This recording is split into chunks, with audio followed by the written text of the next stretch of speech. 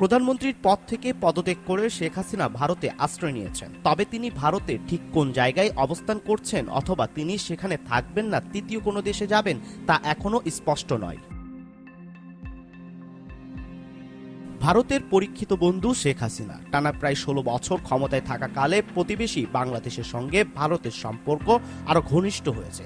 তাই শেখ হাসিনার ক্ষমতা চুক্তি ও দেশ ত্যাগ ভারতের জন্য বিশেষভাবে গুরুত্বপূর্ণ। জানা যায় ছাত্র জনতার আন্দোলনে দেশ ছেড়ে ভারতে চলে যান শেখ হাসিনা। এরপর থেকেই ভারতেই রয়েছেন তিনি। কিন্তু প্রশ্ন হলো সেখানে আর কতদিন থাকতে পারবেন তিনি। জল্পনা উঠেছে অরিচে ভারত ছাড়তে হবে শেখ হাসিনাকে। তবে ভারত ছেড়ে কোথায় যাবেন তা এখনো নিশ্চিত করে বলা যাচ্ছে না।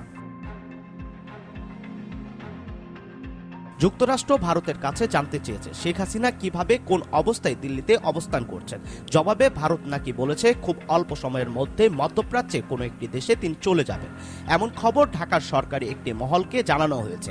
একাধিক সূত্র একটি গণমাধ্যমকে তথ্য নিশ্চিত করেছে। গত ৫ আগস্ট গণ অভ্যুত্থানের মুখে শেখ হাসিনা ছোট বোন শেখ রেহানাকে নিয়ে ভারতে চলে যান। বাংলাদেশের সামরিক বাহিনীর একটি বিমানে তিনি দিল্লির কাছে গাজিয়াবাদের হিন্দ বিমান ঘাঁটিতে অবতরণ করেন তারা। এরপর থেকে তিনি কোথায় আছেন তা আর জানা যায়নি। শেখ হাসিনার দেশ ছাড়ার পর গঠন হয়েছে অন্তর্বর্তীকালীন সরকার, যার প্রদান করা হয়েছে নোবেলজয়ী ডক্টর মোহাম্মদ ইউনূসকে। এরপর থেকে প্রায় ২ মাস হয়ে গেছে, পরিবর্তন হয়েছে অনেক কিছু।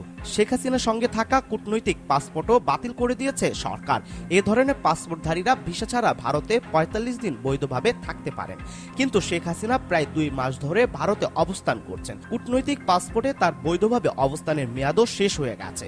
এখন তারা দেশটিতে কিভাবে অবস্থান করছেন তা পরিষ্কার নয়।